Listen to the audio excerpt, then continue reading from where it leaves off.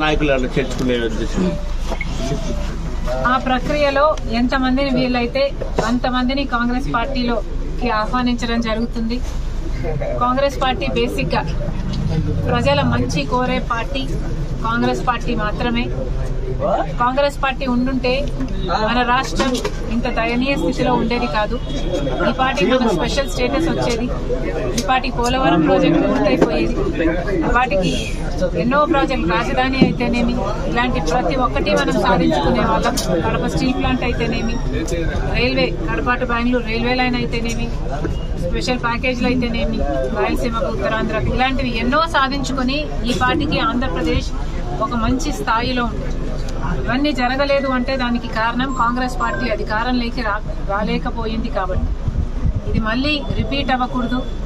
Congress party అధికారంలోకి వస్తేనే ఇవన్నీ సాధ్యం చేసుకోగలము అన్నది వాస్తవం.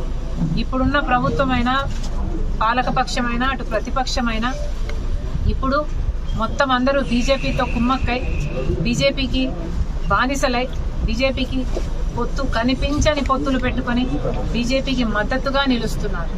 ఇంత చేసినా కూడా బీజేపీ పార్టీ ఈ రోజుటి వరకు మన రాష్ట్రానికి ప్రత్యేక హోదా ఇవ్వలేదు, పోలవరం ప్రాజెక్ట్ ఇవ్వలేదు. ఈరోజు విశాఖ స్టీలును కూడా అమ్మేసే ప్రయత్నం చేస్తున్నారు. ఇలా ఒక్కొక్కటిగా ఒక్కొక్క ప్రాజెక్టు మనకి రాకపోగా ప్రతి విధంగా మన రాష్ట్రాన్ని దిగజారుస్తున్నారు. ఇంత అన్యాయం బీజేపీ పార్టీ ఆంధ్ర రాష్ట్రానికి చేస్తున్నా కూడా ఇటు జగనన్న గారు, అటు చంద్రబాబు గారు బీజేపీకి తొత్తుల్లా బీజేపీకే మద్దతు ఇస్తున్నారు. ఇది తగదు.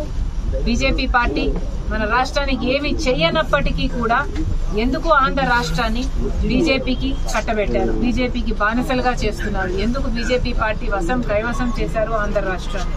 ఆంధ్ర రాష్ట్ర ప్రజలకు సమాధానం చెప్పాలి. ఇది ఇలాగే కంటిన్యూ అయితే చాలా ప్రమాదం. మన బిడ్డలకు ఉద్యోగాలు రావాలన్నా, మనకు రైతులకు రుణమాఫీ జరగాలన్నా, వ్యవసాయం మళ్లీ పండుగ కావాలన్నా, మనకు విభజన హామీలలో ఏ ఒక్కటి నెరవేరాలన్నా, అన్ని నెరవేరాలన్నా కాంగ్రెస్ పార్టీ అధికారంలోకి రావాలి. సునీతమ్మ మీ పార్టీలో చేరుతుందన్నారు, దాని మీద నాన్నకి చాలా దగ్గరవాడు, నాన్నతో కలిసి పనిచేసిన వాడు. ఎన్నో సందర్భాలు, I'm sure they have many experiences together. అంతేకాదు డిఎల్ రవీంద్రారెడ్డి అంకుల్ గారు బేసిక్ గా కాంగ్రెస్ మనిషి. ఈయన డిఎన్ఏ కాంగ్రెస్ అని మాకు పూర్తి విశ్వాసం.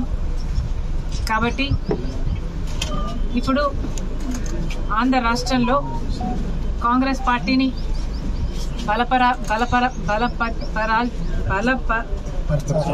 బలపరచాల్సిన అవసరం ఉంది.